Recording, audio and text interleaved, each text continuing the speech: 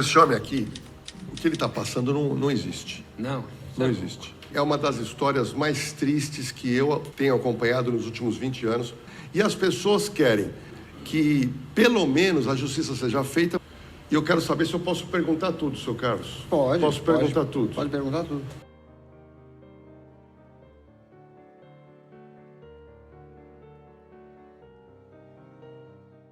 Promotor do caso Vitória e o delegado de Cajamar entendem que Michael praticou o crime sozinho.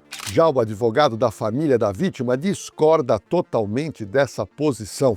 Ele acredita que tem mais gente envolvida e que ainda não apareceu. Meu nome é Jorge Lordello e se prepara, pois eu vou te colocar na cena do crime que tirou a vida de uma adolescente de apenas 17 anos de idade.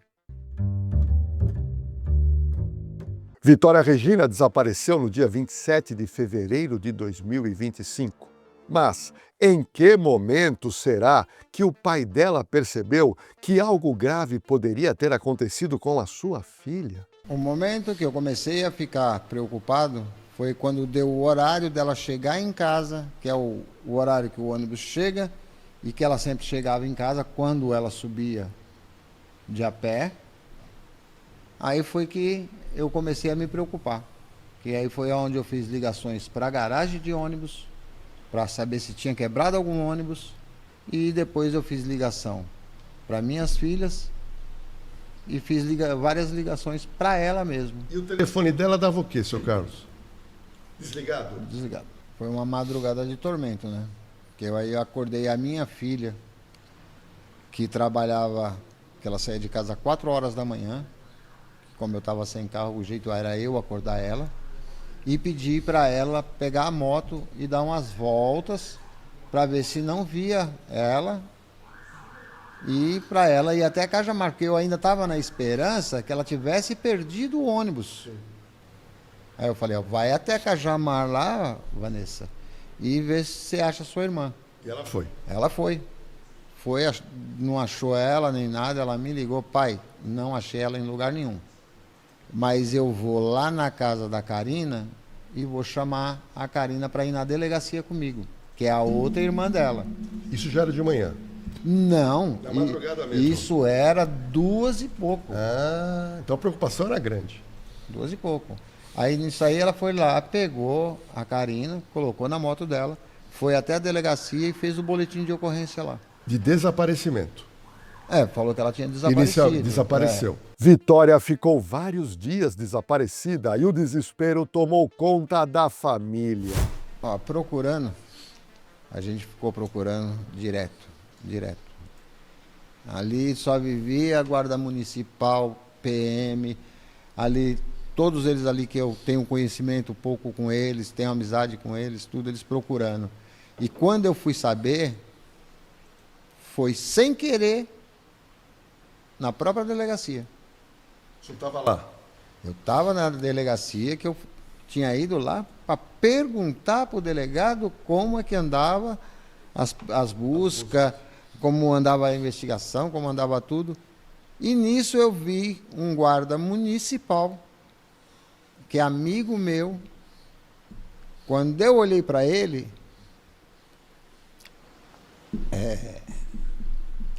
não gosto nem de lembrar.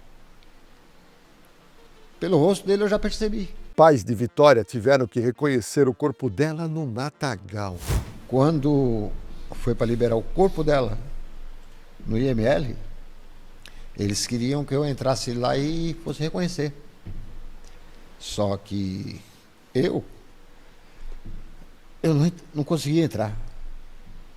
Aí eu liguei para o secretário de Cajamar e pedi para ele entrar em contato com alguém e me tirar daquilo. Aí ele foi, ligou para lá, tudo. Aí eles dispensaram.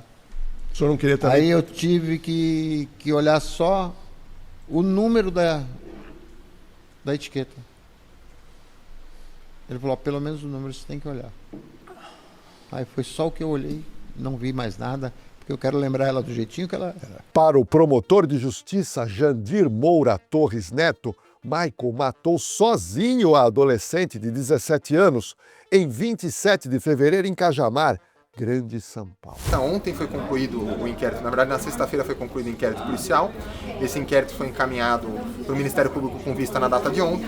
E aí, diante do prazo exíguo, já que a prisão temporária do Michael vence no dia 3, o Ministério Público nessa data apresentou à Justiça a denúncia contra o Michael, atribuindo a ele os crimes de sequestro qualificado pelo fato da vítima Vitória ser uma adolescente, na época com 17 anos, e para fins libidinosos.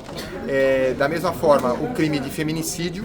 Este crime de feminicídio é agravado por conta do recurso que dificultou a defesa da vítima, por conta do meio cruel empregado para a realização da morte e também porque o crime foi praticado para ocultar o crime de sequestro anterior. Além disso, foi indicado também como agravante o motivo fútil para esse homicídio, feminicídio. Por fim, foram atribuídos ainda ao Michael o crime de ocultação de cadáver e o crime de fraude processual, esse por 3 vezes. Por quê? Porque, pelo que foi apurado, ele teria inovado, alterado as condições tanto do veículo, quanto do local em que a Vitória foi morta, quanto do celular dele durante as investigações. Então são os crimes que foram atribuídos pelo Ministério Público ao Michael. Eu nunca acreditei que o Michael agiu sozinho. Desde o início das investigações, desde o momento em que a prisão do Michael foi decretada, nós sempre acreditamos que ele teve sim a participação de uma outra pessoa. Ele contou com a colaboração de uma pessoa. Seja no momento que ela foi arrebatada, ou seja no momento em que ela foi morta, ou no momento em que o corpo foi deixado naquela área de mata. O promotor faz um cálculo aproximado de quanto Michael pode pegar de pena se for condenado. Por conta desses crimes todos em concurso, caso a condenação se aproxime da pena máxima, a pena aproximada que o Michael vai estar sujeito é de mais ou menos 50 anos. Como será que o pai de Vitória, o senhor Carlos Alberto Souza, como é que ele se sentiu quando ele foi considerado suspeito pela morte da própria filha? Começou a investigação, teve tudo, até aí eu não sabia de nada. Eu fiquei sabendo através do repórter da Record. Ele que chegou lá e falou para mim que eu era suspeito. E me trouxe até o relatório. Foi o Cabrini. Até o relatório policial ele trouxe lá. Ele estava dizendo que o delegado tinha me colocado como suspeito porque eu não entreguei o celular e porque eu não avisei que eu tinha ligado para minha filha. Como é que eu sou suspeito por causa disso, mas nunca ninguém me impediu o meu celular, porque se tivesse me impedido eu tinha entregado na mesma hora, que eu não tenho medo de nada.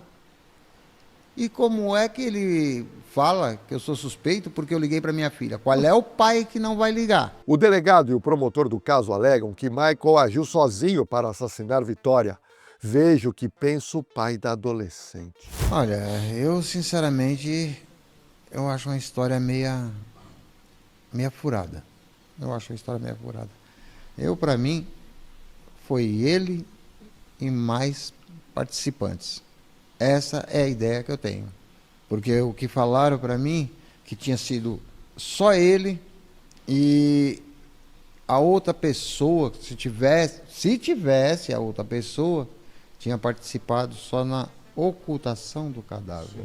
Mas será que o pai de Vitória tem alguma suspeita de alguém que possa ter participado ou ajudado Michael? Eu só não falo nomes, porque é aquele negócio, eu não quero incriminar uma pessoa que possa ser inocente. Mas o senhor tem? Mas eu tenho. O senhor tem uma linha, pelo menos. Mais do que uma pessoa. Já os advogados do Michael, que é o suspeito de ter praticado o crime, os advogados afirmaram que a denúncia feita pelo promotor de feminicídio vai contra o relatório do delegado da Polícia Civil, que indicou homicídio qualificado. Bom, de acordo com a defesa de Michael, a mudança na tipificação da denúncia é uma manobra da promotoria para dobrar a pena, que iria no máximo de 2 a 40 anos. Michael disse que manteve relacionamento com Vitória por mais de um ano. O certo é que eles moravam na mesma cidade, que é Cajamar. Mas será que realmente eles tiveram algum romance? Ou o réu inventou essa história? Não, poder conhecer, ela podia até conhecer assim de vista, mas contato nunca teve. Só se ele teve um caso com a Vitória de outro mundo. Com a minha filha, te garanto que não. E você pode ir lá no bairro onde a gente mora e perguntar para qualquer um. Eu quero ver quem prova uma coisa dessa. Nunca nem tinha ouvido falar no nome dele. Qual a distância da casa do senhor para a casa do Michael? Mais ou menos, para a gente ter uma noção. Para te ser sincero, a casa que ele morava antes, porque ele, depois que aconteceu tudo isso aí, ele mudou de casa. Sim. Da casa que ele morava, não dá 1 quilômetro. Mas o senhor nunca viu esse homem? Não. Não eu sabia desse nome Michael, o senhor desconhecia? Não. Bom, tem uma novidade nesse caso. Além da denúncia contra Michael por 4 crimes, o promotor pediu instauração de outro inquérito policial. Dentre os requerimentos formulados pelo Ministério Público no oferecimento da denúncia está a instauração de um novo inquérito policial para que seja apurado a possibilidade de participação de mais alguém em relação ao crime de ocultação de cadáver. Isso ocorre porque alguns elementos produzidos no curso da investigação apontam que, em relação apenas a esse crime, o Michael pode ter tido a participação de terceiras pessoas que ainda não foram identificadas, não há suspeitos da investigação que vai iniciar a partir de agora. Tenho certeza absoluta que o Michael contou com a participação de uma outra pessoa, principalmente no momento em que o corpo foi deixado naquela região de mata. Da estrada até o local onde o corpo foi encontrado são mais de 200 metros. Então eu acredito que seria humanamente impossível ele, sozinho, carregar o corpo da Vitória até aquele local sem a participação de uma outra pessoa. Deixa eu explicar para você o motivo que levou o promotor do caso a pedir a instauração do novo inquérito. A perícia da Polícia Técnico-Científica encontrou material genético de um homem ainda não identificado dentro do Corolla prata de Michael. O material genético foi localizado na parte posterior do banco dianteiro direito, banco do carona, no automóvel Corolla prata do Michael. Mas espera um pouquinho. Michael usava esse veículo para o seu dia a dia e, portanto, pode ter material genético de muita gente. Você concorda ou não? Bom, mas será que esse material genético, que seria de um homem ainda não identificado, possa ser alguém que ajudou o Michael de alguma forma no crime? Gente, é essa dúvida que o promotor quer tentar descobrir com esse novo inquérito que, por sinal, já foi instaurado pelo delegado de Cajamar. Bom, deixa eu te explicar direitinho.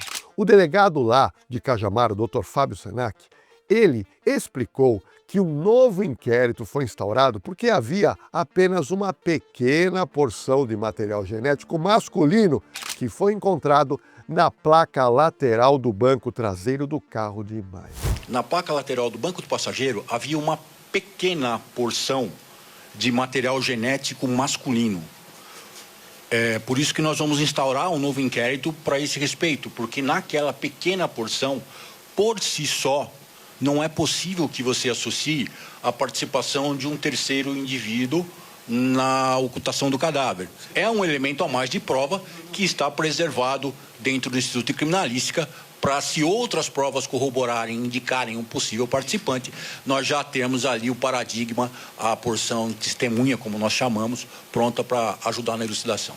Para um corpo ser tirado da estradinha e andar 200 metros, uma pessoa só conseguiria? Não, eu vou explicar até para o sargento, que o sargento falou que uma pessoa forte levaria um corpo dela, do peso dela. Ele poderia até levar, só que tem um porém. Para ele passar os obstáculos, só para entrar lá dentro tem uma cerca. Sabe essas cercas que dividem propriedade? Sei. Que tocos de madeira, tem uma cerca com arame enfarpado, é isso, Carlinhos? Isso. Fora lá dentro, ainda tem uma mata com vários obstáculos. É galho, é um monte de coisa ali. É mata fechada. Agora, a pessoa que me passou essa informação, porque eu não estive no local, ela me garantiu, seu Carlinhos, o seguinte: para passar essa cerca, teve que alguém levantar o arame enfarpado, a pessoa baixar para poder passar. O promotor de justiça do caso enxerga uma possibilidade da existência de uma terceira pessoa nesse crime. Há indicativos, como o Dr. Fábio mencionou, que uma terceira pessoa pode ter participado apenas em relação à ocultação de cadáver. Então, Por conta disso, nós vamos instaurar um outro inquérito para verificar, primeiro, se de fato houve a participação da terceira pessoa, porque isso não é certo, e em caso de participação, qual teria sido a dimensão e a extensão dessa participação. O promotor Jandir alega que o processo continua em sigilo de justiça. O inquérito e o procedimento ainda está sob segredo de justiça. Foi feito um pedido do Ministério Público para que seja levantado esse sigilo. Como essa questão ainda pende, eu não posso adiantar agora as questões pontuais, fáticas, que indicam para que há a possibilidade de participação de um terceiro em relação à ocultação de cadáver. Caso o sigilo seja levantado, aí sim a gente pode divulgar. Por enquanto, o que posso dizer de forma sucinta é que há elementos que apontam para que, nesse segundo crime, as condições devem ser melhor apuradas, porque é possível, veja, é possível, não disse que aconteceu, enfim, é possível que ele tenha tido a participação de mais uma pessoa para ocultar o cadáver. Olha, nesse ponto eu tenho que concordar com o delegado de polícia. Eu achei muito prudente ele, naquele momento, logo no início do inquérito policial, ele decretar o sigilo absoluto deste inquérito. Mesmo que a vítima, menor, estando morta, a grande complexidade do caso, ante a repercussão do caso, eu achei muito prudente, muito necessário o delegado decretar naquele momento o sigilo, até para que se proteja um pouco mais a investigação. O promotor do caso acredita que Michael, depois de matar Vitória, tentou sumir com vestígios. De acordo com o que foi apurado no processo, ele tentou ocultar os indicativos de que ele teria vinculado, de que ele estava vinculado aos crimes, fazendo o quê? Limpando tanto a residência em que ela foi morta, quanto o veículo. O veículo foi apreendido 2 vezes durante a investigação. Na primeira vez, o veículo estava no porta-mala apenas com uma capa de papelão. Na segunda vez, já estava com estofado de novo. Então, diante dessas características, e o estofado estava com características de ter sido lavado há pouco tempo, estava com umidade na parte de baixo. Por conta disso, é possível afirmar, sem dúvida, de que durante a investigação, porque já havia uma investigação em curso, ele alterou as condições iniciais do veículo e também ele apagou o celular dele, apagou diversos registros do celular dele, que foram recuperados com a perícia, para evitar de ser implicado na investigação que estava em curso. Então, diante disso, é possível constatar que ele praticou esse crime que tecnicamente é chamado de fraude processual por 3 vezes: carro, casa e veículo. Olha, tem um ponto nessa fala do promotor que ele fala que Michael matou Vitória dentro da casa. Você reparou na fala do promotor? Sim ou não? Bom, eu vou colocar esse trechinho novamente e eu peço que você preste atenção e tire as suas próprias conclusões. De acordo com o que foi apurado no processo, ele tentou ocultar os indicativos de que ele teria vinculado, de que ele estava vinculado aos crimes, fazendo o quê? Limpando tanto a residência em que ela foi morta, quanto o veículo. Olha, o que eu entendi é que o promotor falou que Vitória foi morta dentro da casa de Michael. Bom, o delegado diz que a adolescente foi morta dentro do carro. E aí temos uma diferença de opinião muito grande entre esses 2 profissionais. Em relação ao que foi apurado no inquérito policial, a Vitória não foi morta dentro de um carro. Isso é fato comprovado pela perícia, que não encontrou uma grande quantidade de sangue dentro do carro do Michael. Nós acreditamos que ela tenha sido morta, sim, num local. Agora, não dá para se precisar que ela foi morta na casa do Michael. A investigação, até este momento, não aponta que aquele local onde algumas manchas de sangue foram encontradas, que aquele seria, de fato, o lugar onde ela foi morta. Eu perguntei ao Dr. Fábio Costa, que é o advogado da família de Vitória, se é possível ter certeza absoluta do local exato onde Vitória foi assassinada. De tudo aquilo que eu tive acesso no inquérito policial, o inquérito policial até que um tanto quanto extenso, mais de 600 páginas, nós não temos a precisão, o local exato onde a Vitória foi morta. O que será que o advogado da família de Vitória achou da investigação, que durou cerca de 90 dias? De fato, um inquérito policial gigante, mais de 600 páginas, uma investigação que durou praticamente 90 dias, mas, do meu ponto de vista, faltou um pouco de celeridade. A autoridade policial, ela fica assim, a distrita, ela fica à mercê de alguns órgãos para a emissão de laudos técnicos, mas eu acho que o trabalho de ouvir as pessoas, a colheita de indícios e provas, eu acredito que nesse ponto, nesse quesito, deveria sim ser mais célere. Não foi porque a delegacia de Cajamar não tinha estrutura física para poder fazer essa investigação de uma forma um pouco mais rápida. Então, ao final desse inquérito, a minha conclusão é que essa investigação, embora o caso seja assim, um caso complexo, ela poderia ser mais célere. Os advogados de Michael alegam que vão pedir na justiça a anulação da confissão do cliente deles feita na delegacia. Bom, se eles conseguirem essa anulação, será que estará aberta a porta para a absolvição de Michael? Com certeza, os advogados do Michael irão pedir a anulação dessa confissão feita na delegacia, tendo em vista que, segundo o Michael, essa confissão ela foi feita de forma coagida, ele teria sido pressionado a confessar o crime. Mas a confissão dele não corroborou com absolutamente nada. Toda a versão dele não vai na contramão de tudo aquilo que estava sendo investigado. Então, a título de processo de feminicídio que o Michael vai responder, essa confissão não tem peso algum, nem positivamente, nem negativamente. A confissão do Michael só surtirá efeito se, no banco dos réus, no tribunal do júri, ele de fato confessar o crime, aí sim, ele terá uma redução da pena. Mas, por hora, essa confissão não tem peso algum. Será que teremos mais um caso que acabará em impunidade? Eu não acredito que esse caso será um caso em que nós teremos a impunidade absoluta. Até porque nós já temos indícios suficientes da autoria do Michael, então ele vai responder sim pelo feminicídio, pelo sequestro, pela fraude processual e também pela ocultação do cadáver. Então eu não acredito que será um caso total de impunidade. Lógico, nós acreditamos que teve sim a participação, a colaboração de uma terceira pessoa. E se essa pessoa não for identificada, nós teremos essa mancha, essa dúvida eterna de que o Michael agiu com a ajuda de uma outra pessoa e nunca agiu sozinho. Mas não acredito que será um caso de impunidade absoluta. Bom, a última notícia sobre o caso Vitória que a minha equipe apurou foi que a Justiça aceitou a denúncia do Ministério Público e converteu a prisão temporária de Michael em prisão preventiva. O que significa isso eu vou te explicar. Michael, até agora, permanecerá detido sem prazo definido enquanto ele responde pela morte de Vitória Regina. Já os advogados de Michael alegam que ele é inocente e está preso injustamente. Quero mostrar para você que me assiste quais os argumentos da defesa do réu Michael. Os defensores dizem que a tal confissão foi obtida mediante coação, sem advogado de escolha do suspeito, do Michael. Os advogados também alegam que a prova levantada pela polícia é insuficiente para sustentar as acusações de feminicídio e também de sequestro.